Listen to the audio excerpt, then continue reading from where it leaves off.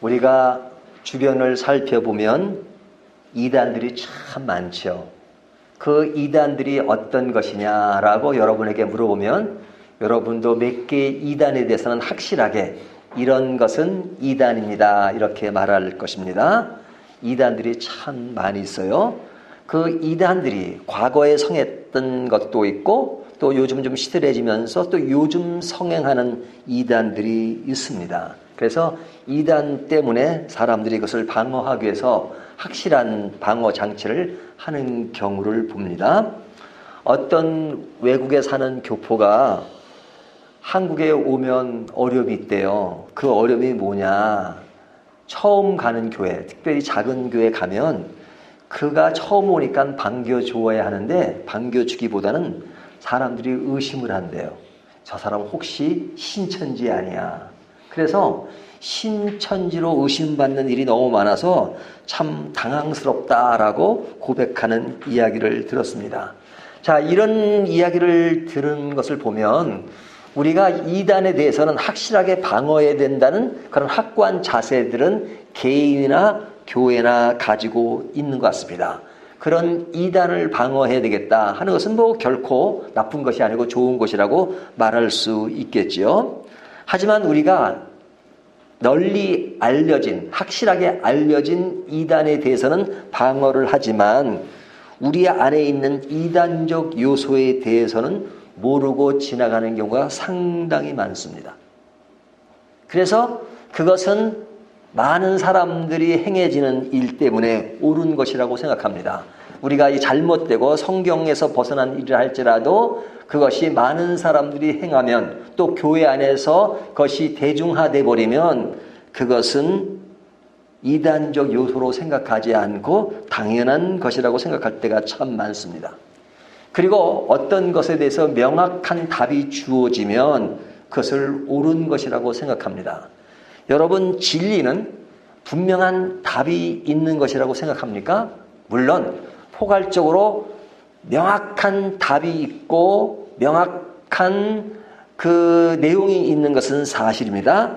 하지만 여러분, 진짜기 때문에 모든 것을 명확하게 답할 수 있는 것은 아닙니다. 어찌 보면 진짜기 때문에 명확하게 답을 못하는 것이 많습니다. 그 진짜기 때문에 답을 못하는 것들을 가짜들이 명확하게 이야기함으로써 사람들을 미혹합니다. 그러니까 답을 명확하게 한다고 해서 그것이 진짜는 아니란 말이죠. 이단일수록 어떤 특징이 있어요? 굉장히 명료합니다. 답이 분명합니다. 그리고 A는 B라는 그런 논리가 분명합니다. 그러니까 많은 사람들이 미혹되는 것입니다. 우리가 오늘 24장을 읽었는데요. 이 24장은 저희가 14절까지 보았지만 14절로 끝나는 것이 아니라 51절까지 있습니다. 비교적 긴 장이라고 말할 수 있는데요. 우리가 끊어서 14절까지를 보면요. 이 14절 안에 미혹이란 단어가 3번 나오는 것을 볼 수 있어요. 몇 절에 나오냐면 4절을 보면요. 예수께서 대답하여 이르시되 너희가 사람의 미혹을 받지 않도록 주의하라, 이렇게 말씀하고 있죠. 또 그 다음 5절에 보면 많은 사람이 내 이름으로 와서 이르되 나는 그리스도라 하여 많은 사람을 미혹하리라. 미혹이란 말이 나오죠. 또 11절을 보면 거짓 선지자가 많이 일어나 많은 사람을 미혹하겠으며 라는 말이 나오죠. 자, 이 미혹이란 말은 무엇에 홀려서 정신을 차리지 못하게 만드는 것을 미혹이라고 말합니다. 그러니까 어떤 것에 미혹되면 진짜 정신을 못 차려요.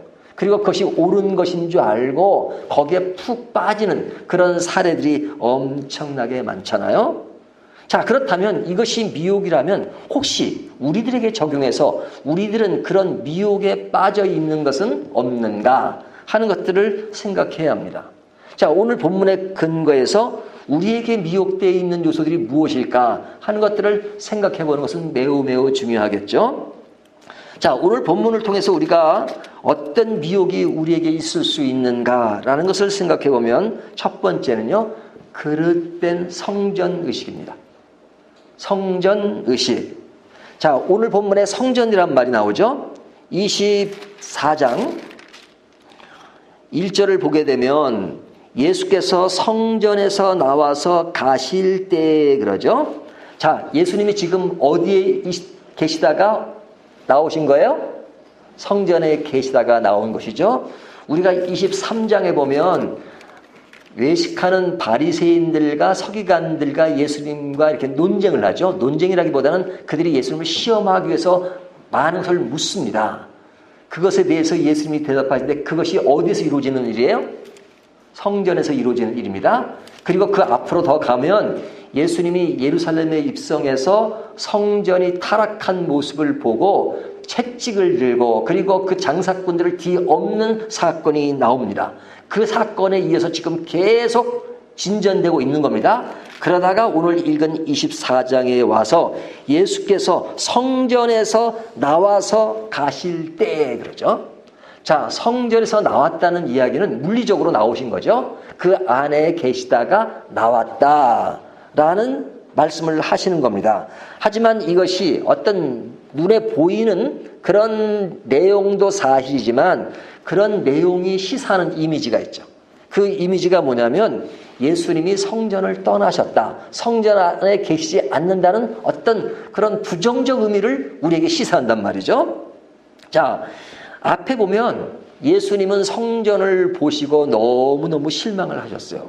뭘 보고 실망하신 거죠? 성전이 상업화가 된 것을 보고 실망하셨죠. 이 장사꾼들이 그 안에서 재물을 팔았어요.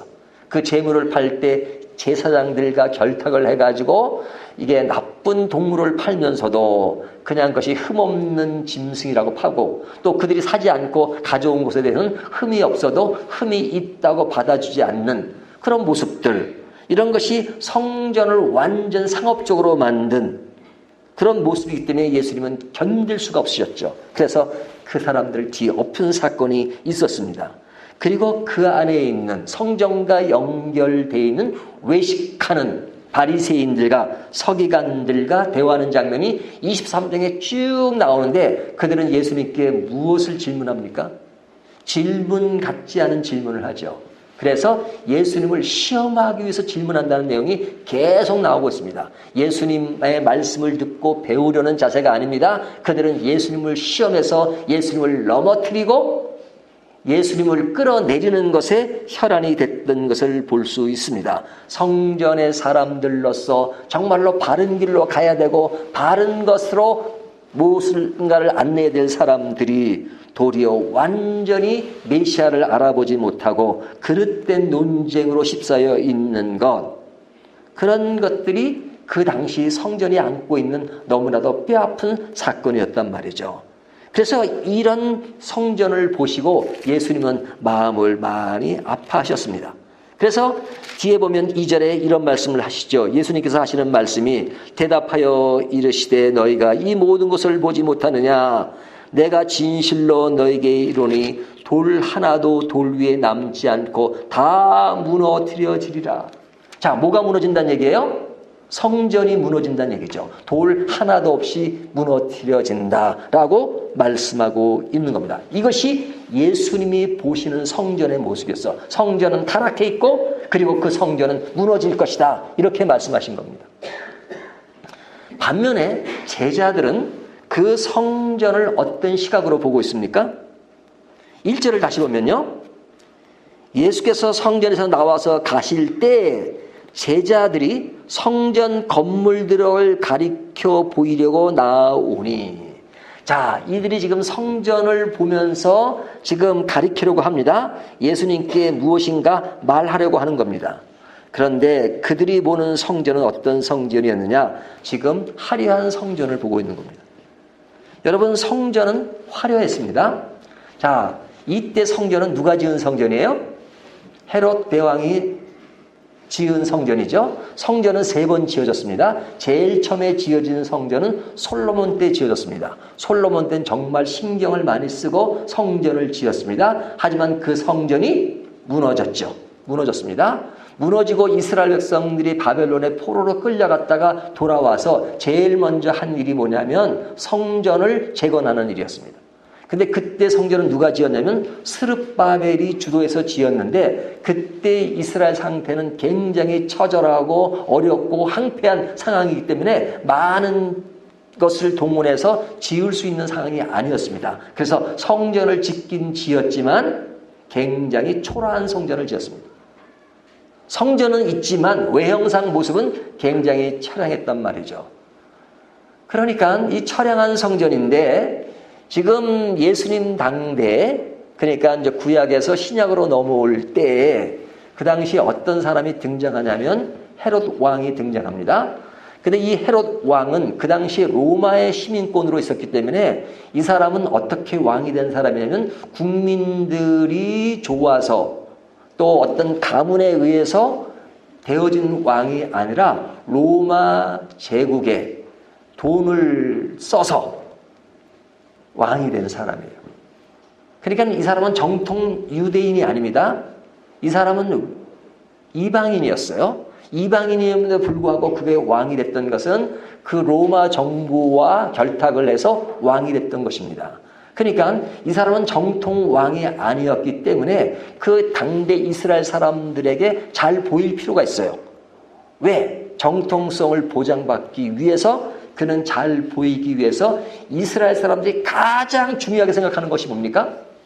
성전이잖아요. 성전은 그들의 생명과도 바꿀 수 없는 정도로 정말로 중요하게 생각하고 성전이 무너지면 자기 인생이 무너지고 나라가 무너지는 것으로 생각한 사람들이었단 말이죠. 그러니까 그들의 좋은 인상을 받기 위해서 그가 성전을 오랜 세월 동안 43년 동안 그 성전을 아주 화려하게 지었습니다.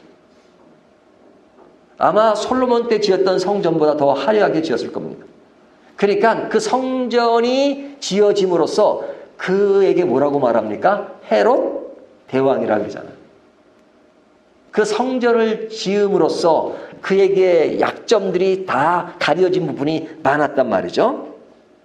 그러니까 그런 성전이니까 화려해 보였죠. 그러니까 제자들은 그 성전을 바라보면서 아, 이 성전은 참 화려한 성전이다, 이렇게 생각하고 거기에 지대한 관심을 가지고 있었어요. 그런데 그렇게 생각하는 제자들에게 예수님이 뭐라고 말씀하시죠? 조금 전에 읽었던 말씀처럼 2절에 보면 돌 하나도 돌 위에 남지 않고 다 무너뜨려지리라. 자, 제자들은 화려하게 성전을 생각하고 있는데 예수님이 뭐라 그래요? 이 성전 무너질 거다, 이렇게 말씀하고 있잖아요. 자, 그러니까 이 성전이 무너진다는 이야기는 제자들에게는 굉장히 충격적인 것이죠. 그래서 예수님이 성전을 나오시고 조용한 감람산 위에 있을 때 제자들이 조용히 와서 예수님께 묻는 겁니다. 그것이 3절의 내용인데요. 이르소서 어느 때 이런 일이 있겠사오며 또 주의 임하신가? 세상 끝에는 무슨 징조가 있사오리까? 여기 제자들이 말하는 걸 보세요. 세상 끝에는 무슨 징조가 있사오리까? 세상 끝에는, 왜 세상 끝을 얘기하죠? 이들은 성전이 무너지면 세상 끝이라고 생각하는 겁니다. 성전은 자기들에게 가장 소중하고 중요한 것이기 때문에 성전이 무너지면 뭐라고 생각해요? 세상의 끝이 온다고 생각하는 거죠.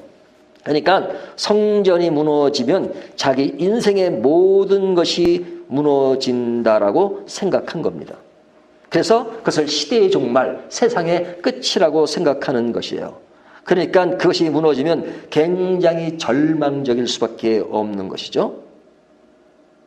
그래서 이스라엘 백성들은 성전이 무너지면 제일 먼저 생각하는 것이 성전 짓는 것을 생각한 것입니다. 그래서 성전이 지금 3번째 지어진 것이에요.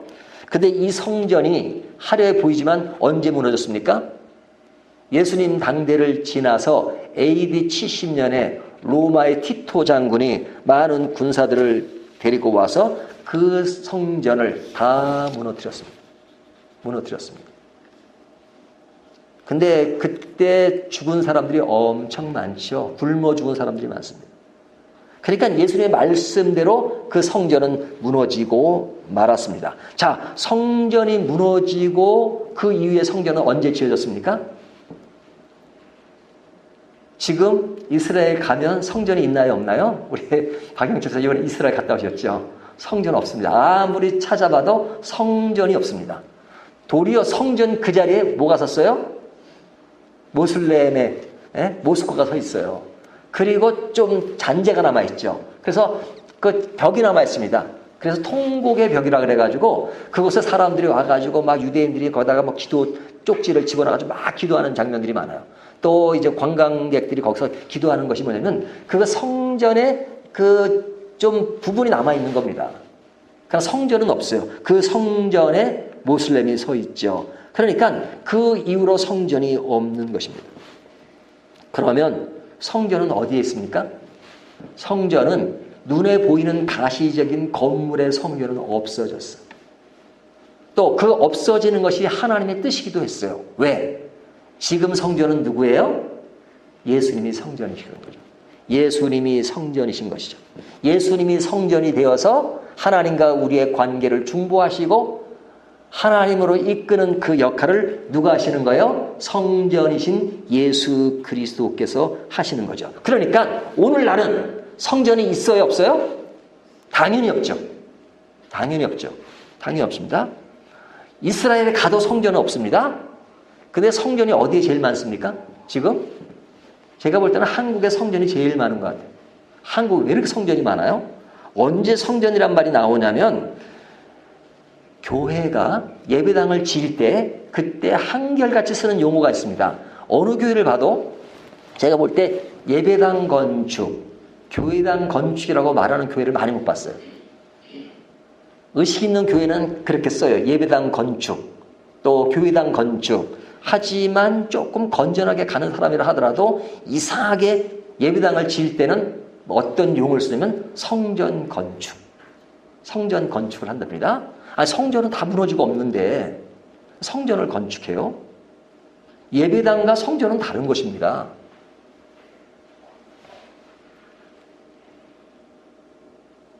근데 성전 건축이라고는 왜 그렇게 그 용어를 쓰느냐? 없어진 성전을 물어봤더니 어떤 부분이 참 원치 않는 답을 하더라고요.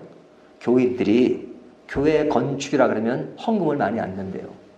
성전 건축이라 해야 헌금을 많이 낸대요. 성전은 진짜 그냥 어떤 구약시대의 어떤 하나님이 진짜 임재하시는 그런 장소로 생각하니까요. 여러분, 예배당은 성전이 아닙니다. 그리고 예배당 자체가 신선한 것이 아니에요. 예배당은 예배당이에요. 예배드리는 장소예요. 저 어렸을 때만 해도 교회 가면 그 교회 안에 있는 물건들을 함부로 못 만지겠어요. 성물이라 그래가지고. 피아노도 함부로 못 만집니다. 강대상에 누가 올라옵니까? 여기 닦는 것도 특별하게 지정한 사람만 닦을 수가 있어요. 왜? 다 성물로 생각했어요. 성물. 하여튼 우리나라 사람들은 성자 붙이는 걸 굉장히 중요해요. 그래서 이게 교회 안에서의 개념을 성전 개념으로 인식하는 겁니다. 그러니까 다 거룩한 것으로 생각해요. 예? 뭐 피아노도 성물. 그렇죠? 우리가 이스라엘 가면 뭐라 그러니까? 성지순례 그래요? 성지라고 생각하잖아요. 이스라엘이 성지인가요? 우리는 성자를 붙이기를 굉장히 중요한단 말이죠. 성자는 진짜 누구에게 붙여져? 예수 그리스도 안에 있는 것입니다. 진정한 성전은 예수 그리스도인 것이다. 그러니까 성전이란 말을 쓰니까 사람들의 의식 속에 그런 눈에 보이는 가시적인 것에 목숨을 걸 때가 참 많아요. 그것이 더 중요하게 생각해요. 그래서 교회라고 하는 그것이 이루어지는 그 어떤 외형적 상황, 그 안에 어떤 정치, 그 안에 이루어지는 어떤 그 흐름, 그것이 예수 그리스도보다 더 중요한 것입니다. 운영되는 것이 예수님보다 더 중요하고 그 의미를 성전의 의미에서 찾으려고 하는 것, 이것은 성전을 왜곡한 것입니다. 건물이 성전이 아니에요. 여러분, 건물은 아름답게 꾸미고 우리가 편리하게 사용하는 것은 매우 중요한 것이죠. 하지만 성전이 목적이 돼서는 안 돼요. 건물이 목적이 돼서는 안 돼요. 자, 교회가 아름다운 교회는 어떤 교회예요? 그 교회 주인이 예수 그리스도가 되신 교회. 예수님이 중심이 돼서 교인들이 모일 때마다 정말로 주님 때문에 감사하고 주님 때문에 은혜를 받고 주님 때문에 내 삶의 의미를 부여받고 그 속에서 인생의 진정한 가치와 신앙의 가치를 알 수 있는 것, 그것에서 사람들이 변화되고 그것을 위해서 목숨도 걸 수 있고 그것을 위해서 내 모든 것을 투신할 수 있는 것, 이것이 교회의 아름다움이죠. 그런 것은 없고 예수가 중심이 되지 않고 예수님이 주인이 되지 않고 그냥 건물만, 어떤 외형적인 모습만, 그 안에 어떤 그런 그 공동체의 어떤 운영만 주도되는 교회, 이것은 성전이 왜곡된 것입니다. 그러니까 예수님은 그 성전이 무너지는 것에 대해서 별로 크게 생각하지 않았어요. 무너질 것이다. 하지만 제자들은 그것이 무너지면 종말이 오는 것으로 생각했단 말이죠. 끝이라고 생각했어요. 끝이 아니죠. 끝이 아닌 이유가 뭐예요? 예수님이 성전이신데, 예수님이 바로 앞에 있는데 그 앞에 계신 예수님이 자기 인생의 모든 것이 되는 것을 그들이 바로 앞에 있음에도 몰랐어요. 그들은 예수님이 계신 것 앞에서 성전이 무너지면 자기 인생이 무너진다라고 생각하는 것, 그것이 잘못된 것이었단 말이에요. 자, 두 번째는요, 제자들은 화려한 성전을 매우 중요하게 생각했습니다. 그런데 예수님은 그 성전이 어떻게 된다고 말씀하셨죠? 무너지리라 이렇게 말씀하셨죠. 자, 그 무너지는 것이 이들은 세상의 끝이라는 것을 제가 계속 말씀드렸습니다. 그들은 성전이 무너지는 것은 끝이다. 그러니까 예수님이 그렇게 말씀하시니까 무너진다. 그러면 세상의 끝이다. 이렇게 생각한 거죠. 그러니까 그 다음 질문이 뭡니까? 제자들은 그렇다면 세상의 끝이라면 그 다음 질문이 있겠죠. 3절을 보면 이렇게 묻습니다. 예수께서 감람산 위에 앉으셨을 때 제자들이 조용히 와서 이르되 우리에게 이르소서 어느 때에 이런 일이 있겠사오며 또 주의 임하심과 세상 끝에는 무슨 징조가 있사오리까. 자, 제자들이 뭐라고 묻죠? 뭘 물어요? 그때에는, 그때가 언제냐, 때를 묻잖아요. 때를 묻잖아요. 그때가 언제냐. 자, 그들은 어디에 관심이 많아요? 그때에 관심이 많아요. 왜 때에 대해서 관심이 많을까요? 왜 제자들은 때에 대해서 관심이 많을까요? 그것은 오늘 우리들의 질문일 수도 있습니다. 자, 우리 모든 사람들은 사실은 때에 대해서 관심이 많아요. 때에 대해서 관심이 많은 것은, 때라는 것은 지금으로부터 앞으로 되어질 일, 그렇죠? 미래의 때잖아요. 미래의 때에 관심이 많은 이유는 사람들은 미래의 때를 알지 못하면 두려워하는 습관이 있습니다. 그렇죠? 앞으로 되어질 일을 명확하게 알고 싶어 해요. 우리가 기도할 때도 하나님 앞으로 일이 어떻게 될 것입니까? 그때 어떻게 됩니까? 그때가 언제입니까? 나에게 응답해 주신다면 그때가 언제입니까? 근데 하나님이 그때를 알려주지 않고 그냥 내가 이루어줄게. 그러면 제일 먼저 나오는 질문이 뭐겠어요? 그럼 언제요? 이루어진다는 것이 중요한 것이 아니라 언제 이루어지는 것이 중요합니다. 하나님이 가난한 사람에게 내가 너 부자가 되게 해줄 거야. 그러면 언제요? 다음 달이요? 10년 후요? 그럼 만약에 예수님이, 하나님이 한 70년 후에 그런다 그러면 지금 내 나이가 지금 50인데 70년 후면 제가 이 땅에 살지 않는데 그때 부자가 된들 무슨 의미가 있겠습니까? 죽고 난 다음에. 그럴 거 아니에요? 그러니까 사람들은 미래에 대한 것이 불안전합니다. 그렇기 때문에 불안전한 인간들은 그때가 언제인지를 늘 알고 싶어 합니다. 그러니까 그때를 알아야지만 내가 무엇을 준비할 수 있다고 생각을 해요. 그런데 또 반대로 이야기하면 그때를 알아야지만 내가 그때까지 안주할 수 있다고 생각해요. 그렇죠? 내가 언제 그런 일이 일어나면 그때 일어나는 것이니까 그때까지는 내가 그냥 놀고 먹어도 그때야 이루어지는 것이니까 내가 안심하고 그때까지는 있을 수 있겠지라고 생각한단 말이죠. 그런 요소들이 많습니다. 자, 우리가 학교 다닐 때 공부를 매일매일 착실히 하는 학생도 있지만 많은 학생들이 어떻게 공부합니까? 평상시에 공부 안 하다가 시험 때가 되면 무슨 공부를 하죠? 벼락 공부하죠. 금방 답이 나오는 거 보세요. 많이 해보셔가지고.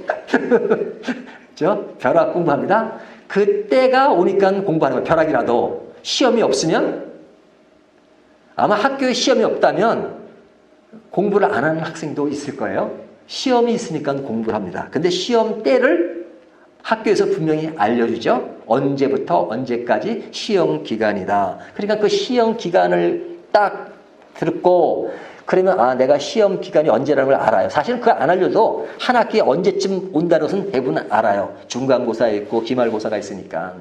그런데 그때까지 그때가 다가오지 않을 때까지는 그냥 놀고 먹는 경우가 많습니다. 그리고 때가 되면 벼락 공부하는 경우가 많잖아요. 그때라는 것은 나를 안심시켜주고 그때까지는 놀고 먹을 수 있다는 그런 생각도 한단 말이죠. 그때가 오면 할 것이다. 미루잖아요. 그때가 오면 할 것이다. 우리 옛날 노래 중에 이런 노래 있죠. 노세 노세 젊어서 노세 늙어지면 언제 노나 그런 말 있죠. 자, 이런 노래가 왜 나와요? 아직 끝이 멀었다고 생각하죠.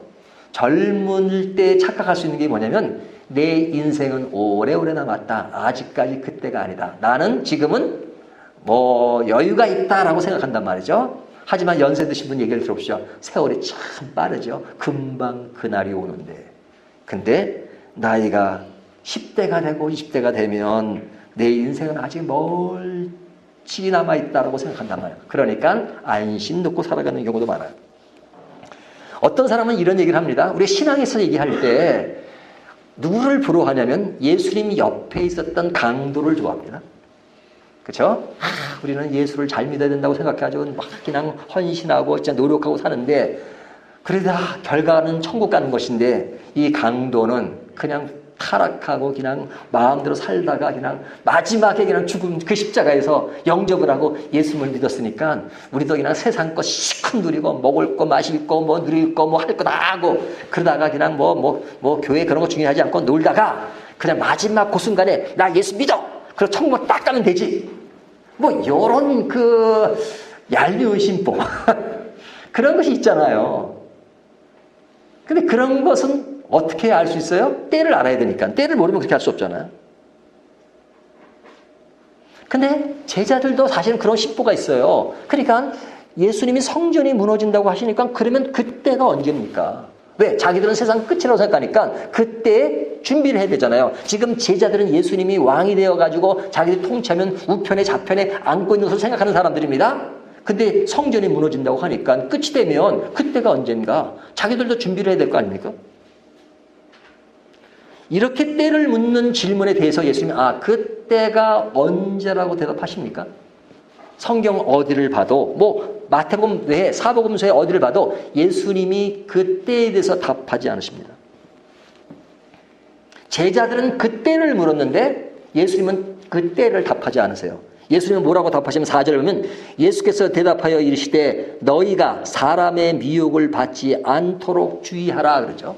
자, 이것이 예수님의 대답입니다. 사람의 미혹을 받지 않도록 주의하라 그러죠. 그런 때를 물었는데 예수님은 때로 답하지 않고 미혹을 주의하라 이렇게 말씀하십니다. 그럼 그 미혹이 뭡니까? 그 미혹. 지금 제자들에게는 뭐가 제일 궁금해요? 그 때가 궁금한 것입니다. 왜 궁금하냐 하는 것은 지금 말씀드렸어요. 하지만 여러분 예수님 미혹을 주의하라는 말 속에는 뭐가 포함되면 미혹하는 자들이 나온다는 거죠. 미혹하는 자들이. 그 미혹하는 자들이 하는 일이 뭔지 아세요? 그 때를 말해줍니다. 그 때를 말해줍니다. 자, 제자들은 때를 질문했어요. 예수님은 때를 답하지 않으셨어요. 근데 미혹이라는 것은 뭐예요? 사람을 정신 못 차리게 해가지고 그냥 혼을 빼버리는 겁니다. 근데 이단자들이 와서 하는 것이 뭐냐면 그 때를 말해줍니다. 그때는 언제야? 그러면 사람이 거기에 금방 미혹되잖아요. 자, 예수님은 확증적으로 뭔가 말씀하지 않으셨어요. 조심하라, 주의하라 이렇게 말씀하셨어요. 하지만 그때 미혹하는 자들이 나와서 하는 이야기는 뭐냐? 자기들이 그리스도라고 말하는 사람도 있고 하나님이 보여주신 것처럼 자기들이 모든 걸 다 보여주는 것처럼 얘기한단 말이죠. 예수님은 분명하게 얘기하지 않은 것 같아요. 하지만 이단자들이나 그릇된 사람, 미혹하는 사람의 특징이 있으면 뭐냐면 아주 명료하게 이야기합니다. 언제 오셔? 뭐 그냥 굳이 저처럼 설명을 뭐 이렇게 막 빙빙 돌리지 않아요. 아이고 8월 15일 날 오셔? 딱 그래요. 아이고, 화끈하잖아요. 화끈하잖아요. 여러분, 사람들은 화끈한 걸 좋아합니다. 또 우리가 신앙생활 하면서 너무나도 불분명한 게 많잖아요. 언제 어떤 일이 일어나고 이것이 언제 기결이 되고 그런 거 모를 때가 많잖아요. 분명히 알고 싶어요. 하지만 신앙이 좋다는 사람들 중에 미혹자가 되는 경우가 상당히 많습니다. 그 사람들이 아주 너무너무 분명하게 말해요. 성경은 분명하게 얘기했는데 그 사람은 분명하게 얘기해요. 가짜들이 그런 경우가 많아요. 또 사람들이 그걸 좋아하니까 사람들은 모두 그 분명하게 얘기해줘야 좋아하거든요. 그러니까 분명하게 얘기해주면 호흡 빠져요. 여러분, 이단자들은 하나같이 교리를 얘기합니다. 우리 주변에 있는 이단들을 보세요. 다 설교를 들어보세요. 다 교리를 얘기하죠. 그 교리 가운데 사람들이 빠지는 이유가 뭐냐? 너무 확실하다는 거예요. 너무 분명하다는 거예요. 우리 밝은 교회 임목사님 설교 들으면 뭐 분명하지 않아. 뭐 맨날 그 얘기가 그 얘기고 분명하지 않은 것처럼 생각할 수 있죠. 근데 분명한 것은 총체적인 것은 분명해요. 하지만 상황들은 분명하지 않은 것이 많아요. 그렇죠? 여러분의 인생이 어떻게 주어지고 어떤 길로 어떻게 되고 언제 몇 시에 뭐가 될지 누가 알아요? 안다고 말하면 이단입니다. 그것은. 그런 이단까지는 아니더라도 그런 이단적 요소를 좋아해요. 그리고 우리의 개인 신앙생활도 뭐든지 명료하게 알아야지만 직성이 풀리는 성향을 가지고 있단 말이에요. 그런 직성을 풀리는 그런 요소를 갖다 보니까 그런 사람일수록 종교적이 돼버리고 미혹되기 쉽고 이단에 잘 빠지는 겁니다. 종교적인 사람이 이단에 잘 빠지는 이유가 뭐예요? 명확한 것을 좋아하니까. 늘 명확한 것을 찾아요. 사람들이 신비주의에 빠지는 이유가 뭔지 아십니까? 하나님이 우리를 만드신 것처럼 큰 신비가 없어요. 우리를 지금 인도하신다는 것처럼 큰 신비가 없어요. 하지만 표적을 구하고 이적을 구하고 또 신비로운 것을 좋아하고 뭔가 하늘에 또 떨어지는 것을 좋아하고 그것을 좋아하는 이유가 뭡니까? 명확해야 되니까. 명확해야 되니까. 그래서 교회 안에 점쟁이들이 참 많습니다. 여러분, 그런 사람 조심하세요. 신비주의 저 싫어합니다. 뭘 많이 알아가지고 명확하게 말해주는 사람 저 싫어합니다. 점쟁이라고 생각합니다. 성경 구약을 보면 많은 예언을 합니다. 그 예언이 사람의 어떤 그런 것들을 예언하는 것이 주였나요? 아닙니다. 예언에 대한 잘못 인식이에요. 신약성경 오순절 때 나타난 그 예언의 은사, 이것이 어떤 것인지 아십니까? 사람이 언제 몇 시에 뭐가 되고 그런 것을 말하는 것이 예언인 줄 아세요? 착각입니다. 착각. 그런 것에 현혹되지 마세요. 얼마나 많은 한국교회 성도들이 그런 것에 현혹돼가지고 그릇된 것에 빠지고 신비주의에 빠지고 그러면서 신앙의 길을 제일 멋있게 가는 것처럼 생각한단 말이죠.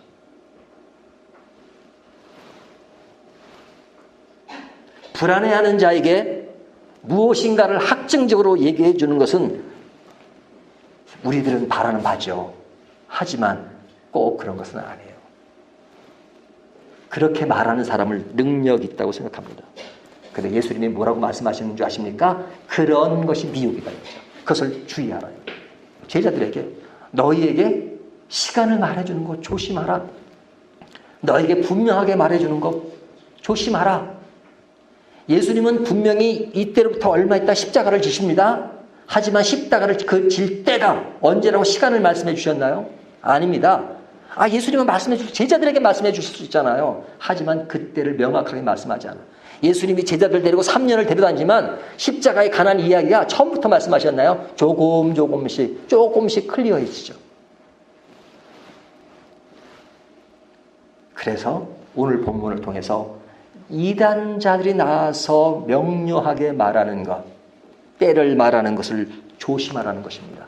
조심하라는 것. 자, 우리가 세 번째 이야기는 뭐냐면 우리가 이 마태복음 24장은 어떤 장으로 알려집니까? 종말의 장으로 알려져요. 종말의 장. 그래서 이것이 이단자들에게 제일 많이 애용되는 말씀이기도 합니다. 그것이 뭐냐면 말세 또는 종말의 징조에 대한 얘기죠. 종말의 징조. 자, 여러분, 이것이 지금 마태복음 24장이 종말에 관한 이야기입니까? 아니면 성전 파괴에 대한 이야기입니까?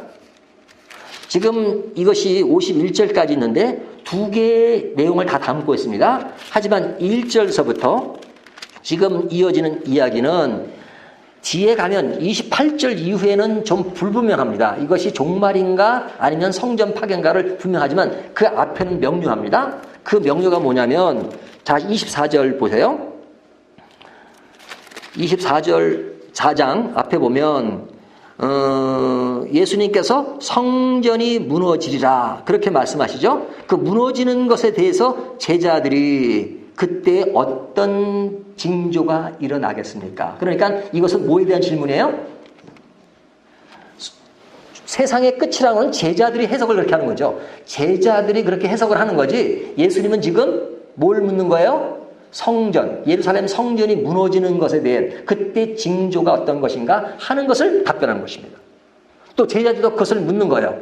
묻지만 그들은 예루살렘 성전이 무너지면 세상의 끝이라고는 그들이 해석해서 생각하는 거죠. 하지만 그 해석은 틀린 거죠. 그러니까 그 일어나는 일들을 보세요. 5절서부터 나오는 일, 그것이 뭐냐면 그리스도라고 칭하는 자가 나타나죠. 난리와 난리의 소문이 나죠. 6절에 민족이 민족을 나라가 나라를 대적하죠. 기근과 지진이 일어나죠. 7절 사람들이 환난에 넘겨줘 너희를 죽인다. 9절 민족에게 미움을 받는다. 9절 하반절 실족하고 미워하고 10절 거짓 선자들이 많이 일어난다. 11절 불법이 성하고 사랑이 식어진다. 이것이 12절. 자, 이것이 어디에 관한 내용이에요? 성전 파괴가 되어지기 전에 일어날 상황이다. 그죠? 근데 성전 파괴 전까지만 이 일이 일어나나요? 성전 파괴 후는 이 일이 안 일어나나요? 솔직하게. 성전이 파괴된 것은 AD 70년입니다. 70년도 지금부터 한참 세월이 지나잖아요. 거의 2000년 가까이 지났습니다. 2000년 동안 이런 일이 일어납니까? 안 일어납니까? 오늘날. 일어나고 있잖아요. 그러면 예루살렘이 파괴되기 전, 그 상태만 이 일이 일어났나요? 그 전에는 일어났나요? 안 일어났나요? 그 전에도 일어났죠. 그 전에는 뭐 지진이 안 일어났나요? 그러니까 옛날이나 지금이나 일어난 일은 똑같아요. 이런 일은 일어나요.